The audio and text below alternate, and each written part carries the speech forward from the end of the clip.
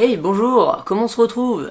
Alors oui, ça fait longtemps que j'ai pas publié une vidéo sur cette chaîne YouTube. Et ça fait peut-être longtemps que vous attendez qu'il y ait une vidéo qui sorte. Ou que vous attendez pas d'ailleurs. Que vous êtes surpris qu'il y en ait une qui sorte parce que vous croyez qu'il y allait plus rien qui allait sortir. Enfin, vous m'avez compris. Je me suis dit un jour en fait, cette chaîne elle est faite pour quoi? Pour partager des stop motion et des courts métrages. Donc du cinéma quoi.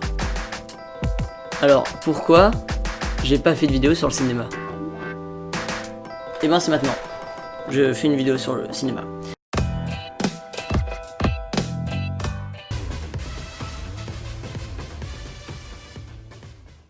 Donc bon, pour faire une vidéo sur le cinéma, ça fait beaucoup de répétitions de mot cinéma.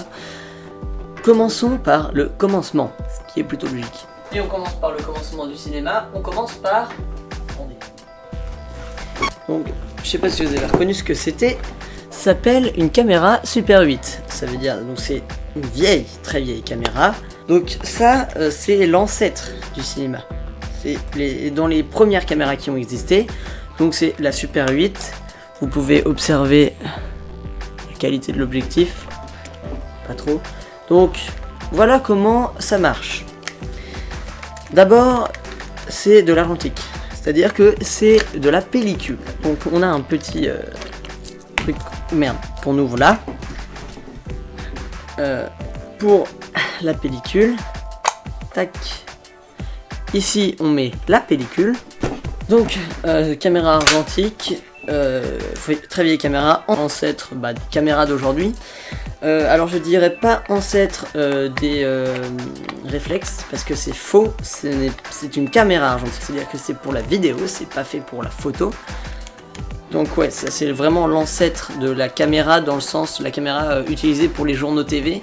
Je sais pas si vous êtes déjà allé dans un journal télévisé et c'est très impressionnant parce que on a vraiment un grand décor quoi qui est fait pour le journal en fonction de comment il est et les caméras sont énormes. Donc les caméras font cette taille là. Et les objectifs, c'est des gros rectangles comme ça, quoi. Ça, c'est une vraie caméra de cinéma. Et ça, c'est l'ancêtre de ce genre de caméra. Donc bon, c'est le commencement. Alors pourquoi je vous ai montré cette caméra et quel en est l'intérêt? C'est pour vous montrer que, comparé à ce qu'on a maintenant, et ce qui peut être disponible, donc ce qui a été réduit, c'est-à-dire ça...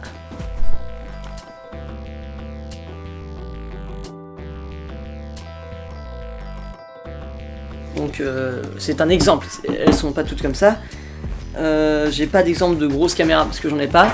Franchement ça c'était beaucoup plus pratique, c'est à peu près la même qualité mais c'est fait aussi pour la photo, l'avantage. Donc bon, vous voyez, vous pouvez pas trop voir la différence entre ces deux là. À part de façon esthétique, elles sont pas pareilles ces deux caméras. Mais celle-là, ce type de caméra c'est une argentique, ce type c'est une numérique. On a deux types de cinéma. On a l'argentique, donc avec une vraie pellicule, et le numérique, c'est-à-dire avec des images synthèse. Donc on reproduit, grâce à différents capteurs dans l'objectif, en fait l'image. Voilà. Donc, le cinéma dont je vais parler aujourd'hui, ça va être la transition entre l'argentique et le numérique. Bon, parlons d'abord de l'invention du cinéma, donc en parlant du commencement, donc l'un des premiers cinématographes français, parce que le cinéma est français, le cinéma vient de France, donc ça commence en France. Invention de Léon Bouly en 1892, ce sont les frères Lumière qui déposent le brevet du cinéma le 13 février 1895.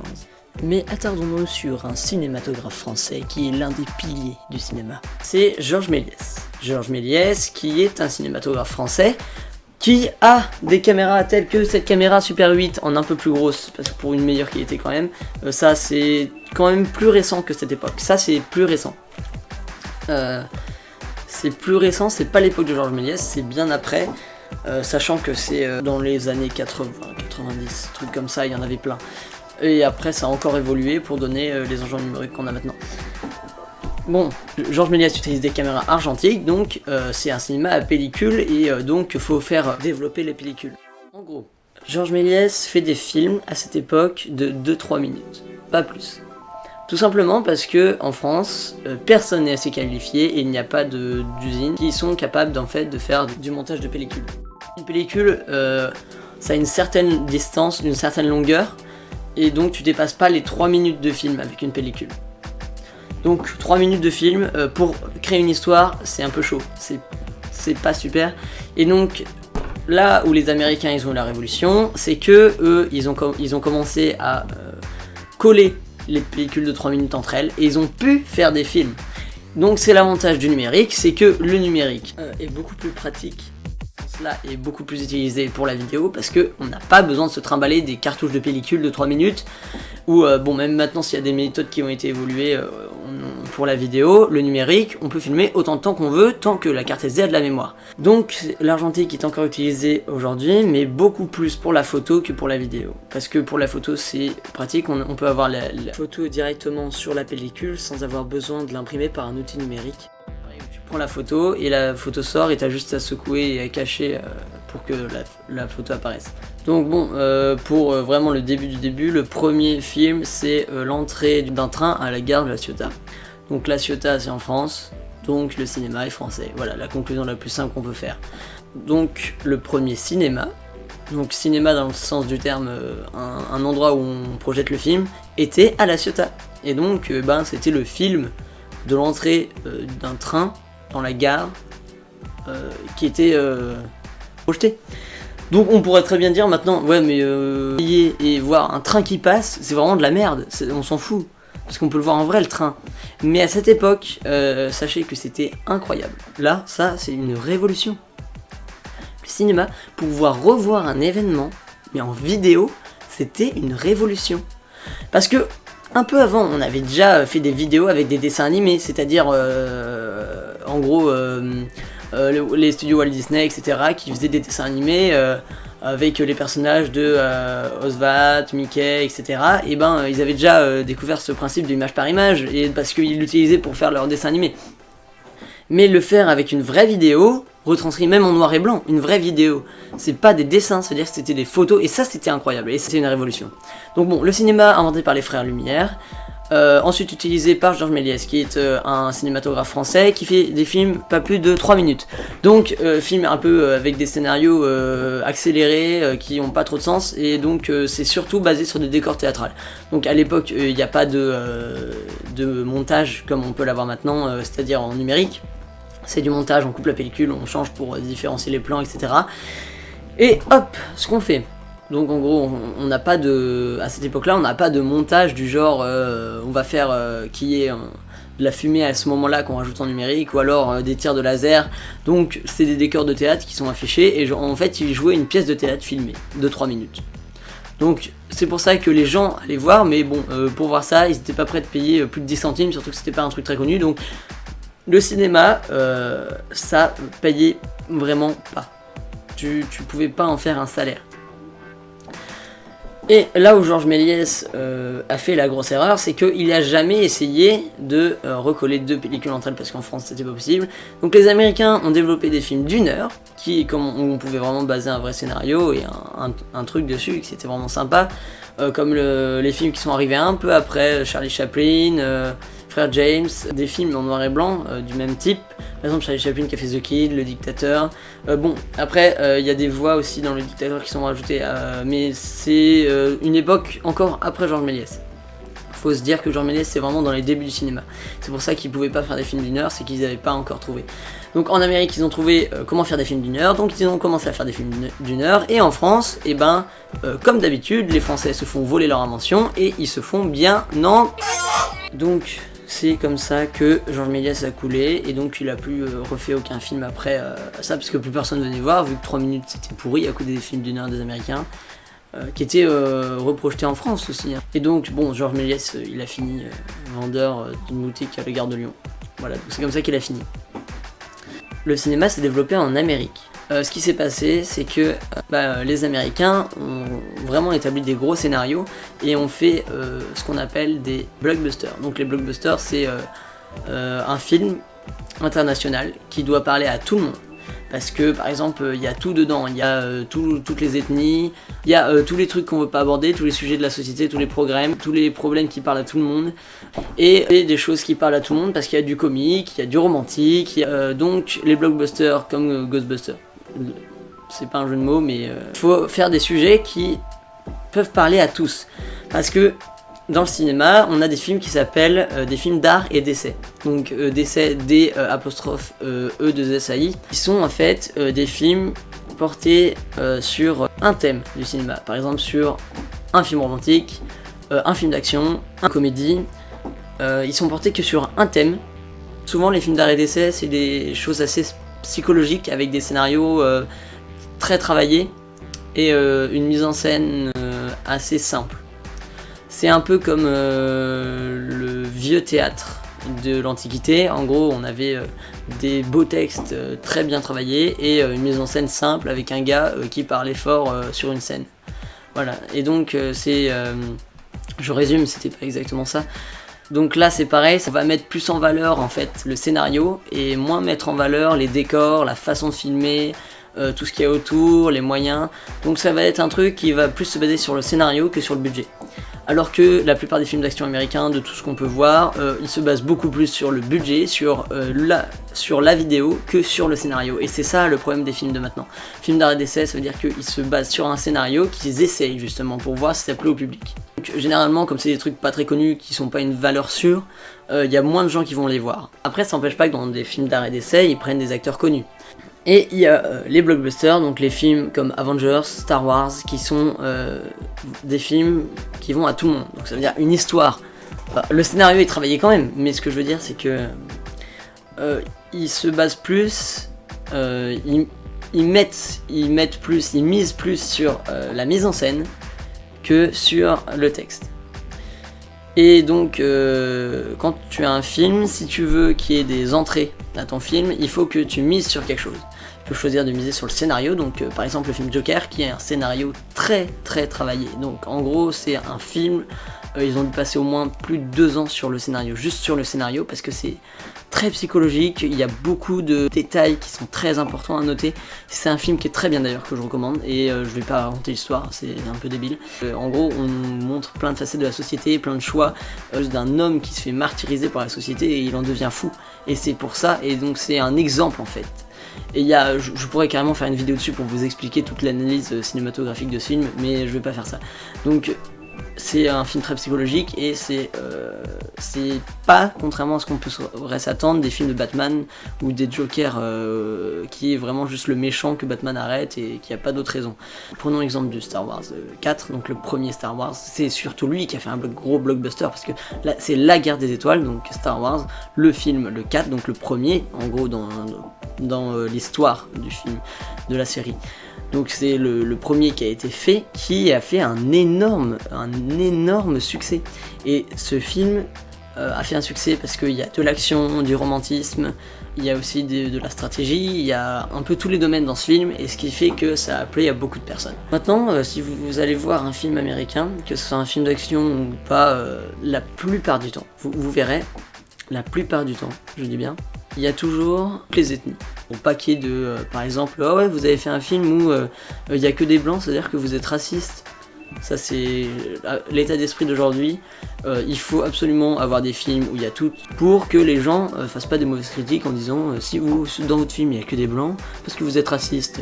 Oui, bah en même temps on fait un film où on est en France au Moyen-Âge. Au Moyen-Âge en France, il n'y avait aucun noir, donc c'est normal qu'il y ait que des blancs dans le film. Mais même si, en fait, les gens comprennent pas le contexte du film. Si par exemple tu vas faire un film actuel en France où il y a que des blancs, oui là ça peut être un peu mal interprété parce que dans la France actuelle c'est un mélange de toutes les cultures, etc. Mais si tu fais un film en France au Moyen-Âge, t'avais que des blancs, et donc c'est normal de faire un film où il n'y a que des blancs si tu fais au Moyen-Âge, alors que c'est plutôt historique. Donc les films d'art et d'essai, ça concerne aussi les films de reconstitution historique. Par exemple, le film qui est sorti au cinéma il n'y a pas longtemps qui s'appelle Midway, donc on est en 2019, donc Midway c'est un film sur les événements qui ont suivi Pearl Harbor, donc l'attaque de Pearl Harbor par les Japonais. Je veux dire qu'en fait c'est pas fait pour un blockbuster pour que tout le monde regarde, c'est vraiment pour reconstituer ces moments-là et pour faire comprendre aux gens. C'est pareil pour le film J'accuse, je l'ai pas encore vu mais j'ai vu les bandes annonces, des critiques dessus. Donc le film J'accuse qui est une reconstitution historique d'un scandale politique en gros. Donc en gros c'est un mec qui se fait accuser de quelque chose qu'il n'a pas fait. C'est-à-dire un politicien va faire quelque chose Et en gros, c'est un innocent qui va être accusé pour pas que le politicien se le prenne dans la gueule, quoi. Et donc, il y a des fausses preuves qui vont être organisées contre cette personne, et donc c'est des choses qui étaient très courantes à l'époque, parce que les hommes politiques se devaient d'être complètement respectueux envers tout, et donc ils ne devaient pas faire de faux pas, et donc il fallait qu'ils aient un plan B au cas où ils se faisaient prendre. Pour fermer cette parenthèse autour des différentes sortes de films, parce qu'on s'égare un peu, le cinéma évolue. Le cinéma évolue toujours, ça veut dire que c'est un peu comme la musique, c'est un peu comme tous les domaines, c'est une mode. En gros, les gens, en fonction des époques, vont aimer différents types de films. C'est-à-dire que, par exemple, le XXe siècle, donc, les gens aimaient bien les films de reconstitution historique, qui reconstituaient la Seconde Guerre mondiale, parce que c'est des gens qui avaient vécu ça, et donc qui se reconnaissaient à l'intérieur. Et ensuite, après, ils aimaient bien les films qui portaient sur l'Antiquité. Parce que c'était cette époque où on allait un peu en arrière dans le système politique, et donc on réfléchissait à mais en fait, est-ce que ce que les hommes ont fait avant était mieux que maintenant? Et donc les films qui portaient sur l'Antiquité intéressaient beaucoup les gens. Et encore par la suite, c'était les films d'amour qui trônaient sur cette époque, le romantisme. Le Tour du monde en 80 jours, ce film, il a eu beaucoup de succès quand il est sorti, parce que à cette époque, à l'époque de sa sortie, les gens aimaient bien, parce que c'était un inventeur fou qui se disait qu'il pouvait absolument faire le tour en 80 jours, et il l'a fait, marqué vraiment la réussite en fait de cette société, et par rapport à cet homme qui inventait des choses, et donc ça correspondait à l'évolution industrielle qui se passait à ce moment-là. Et dans cette époque maintenant, par exemple des années 2000 à 2015, encore maintenant, on est plus axé vers des films d'action. Surtout les films d'action où t'as le flic qui bute tous les méchants, ça fait surtout de la propagande un peu. Les films d'action de maintenant, c'est un peu de la propagande pour mettre en valeur la police. Parce que, par exemple, GTA qui est un jeu où en fait tu dois buter la police, justement t'es contre l'État, tu joues ce personnage. C'est tout le contraire des films qu'on va voir, qui vont être des films sur des policiers, sur des agents secrets, sur des espions, contre les Russes souvent, contre les Japonais, contre les Chinois, contre les Allemands, contre les anciens ennemis des Américains, où en gros c'est un peu de la propagande pour dire les Américains sont les plus forts et respecter notre police et notre armée. Voilà, c'est un peu ça que ça veut dire. Avengers, le symbole d'Avengers, le symbole des héros Marvel, c'est Captain America. Et pourquoi? Parce que Captain America représente le héros de l'Amérique. Les comics, c'est des BD qui ont été faits pour la propagande à cette époque, contre les Russes et le communisme, en gros pour promouvoir le capitalisme partout dans le monde. Donc les comics, ça permettait de faire la propagande et de dire aux gens ouais, les Russes c'est des méchants et Captain America il va tous nous sauver. En gros l'Amérique va nous sauver, c'est le sous-entendu qui est derrière. Parce que Captain America représente le héros de l'Amérique, donc l'Amérique. Parce que Hollywood, c'est une des plus grandes entreprises cinématographiques du monde, et c'est une des plus grandes entreprises de propagande du monde. Et ouais. Donc bon, la plupart des films, faut pas s'étonner s'il y a plein de films qui portent un peu un sujet de propagande. Et forcément, les comics sont un but de propagande, donc la reconstitution du studio Marvel, qui ont repris ces comics pour en faire des films, forcément, si le comics avait une idée de propagande derrière, le film aura cette idée de propagande parce que c'est repris du comics. Et donc même que les studios Marvel l'aient voulu ou pas, ça fait de la propagande pour l'Amérique. C'est la propagande du capitalisme. En gros, la différence entre la cinématographie de l'époque et celle d'aujourd'hui, c'est que maintenant, le cinéma, c'est dans un but, la plupart du temps, pour faire de l'argent, pour faire de la propagande, alors qu'à l'époque, c'était vraiment centré sur les envies des réalisateurs, sur des idées qu'ils voulaient faire transmettre, qui étaient intéressantes, sur des belles choses en fait. Et c'était pas pour l'argent, parce que ça payait pas bien le cinéma. Alors que maintenant, c'est le contraire, ça paye beaucoup trop bien. Un réalisateur comme Steven Spielberg, George Lucas, tous ces réalisateurs-là, ils sont très bien payés parce qu'ils font des gros films qui rapportent beaucoup d'argent. Et ils enchaînent les films juste pour faire de l'argent, pas pour faire plaisir aux gens. La différence entre aujourd'hui et avant. Avant, les gens les réalisateurs restaient centrés sur faire un film pour les gens, pour faire véhiculer une idée, plus que pour l'argent, parce que ça rapportait pas beaucoup. Donc quand on peut dire que le cinéma a évolué, c'est que oui, il a évolué, mais pour moi, il n'a pas forcément bien évolué. Mais c'est comme tout, toutes les choses évoluent, il y a toujours des bons côtés et des mauvais côtés. L'avantage, c'est que maintenant, on a plus de moyens pour faire des films, c'est plus accessible à tout le monde. Ou même moi, si je voulais, je pourrais faire des films. Il me faudrait juste l'équipe technique et l'argent, hein. J'ai le matériel. Je veux dire, c'est beaucoup plus accessible. À l'époque, tu voulais acheter une caméra, mais il fallait beaucoup d'argent. Maintenant, tu économises 4-5 ans, même si t'as pas beaucoup d'argent, ou même un peu moins, plus, t'économises un peu et tu peux juste avoir les moyens d'acheter au moins une caméra. Tu peux même filmer avec un téléphone, ça devient incroyable et c'est accessible à tous, vraiment. Tout le monde peut faire des films, tout le monde peut faire des courts-métrages, plus ou moins qualitatifs. L'important, c'est l'idée qu'il y a derrière, c'est ça l'important du cinéma. Donc quand je dis que le cinéma a évolué, c'est que oui, l'entreprise cinématographique a évolué, pas forcément dans un bon sens, mais il y a des bons côtés qui ressortent parce que le cinéma est plus accessible et on a beaucoup plus d'idées derrière. Et vu que c'est quelque chose qui, maintenant, à un certain âge, on peut avoir plus de recul dessus et se dire vraiment, ouais, parce que peut-être que l'entreprise cinématographique, c'est un moyen de faire de la propagande, mais c'est un moyen de faire de la propagande aussi positive, et donc c'est ça qu'il faut se dire. Et voilà, c'est tout ce que j'avais à dire sur le cinéma, donc si cette vidéo vous a plu, likez, abonnez-vous, partagez, je vais pas vous dire, vous connaissez, enfin bref, tout le monde dit ça. Si vous avez envie, si vous n'avez pas envie, faites absolument ce que vous voulez, vous n'êtes pas obligé du tout de liker, c'est vraiment si vous avez aimé cette vidéo. Si jamais les idées qui sont dedans vous paraissent intéressantes, vous pouvez rechercher, il y a plein d'autres personnes qui font ces idées-là. Si vous avez des questions à poser et que vous n'avez pas très bien compris, mettez en commentaire, je ferai un plaisir de vous répondre. Moi c'est quelque chose qui m'intéresse vraiment et donc c'était surtout cette vidéo pour vous dire que cette chaîne c'est particulièrement pour le cinéma, donc merci.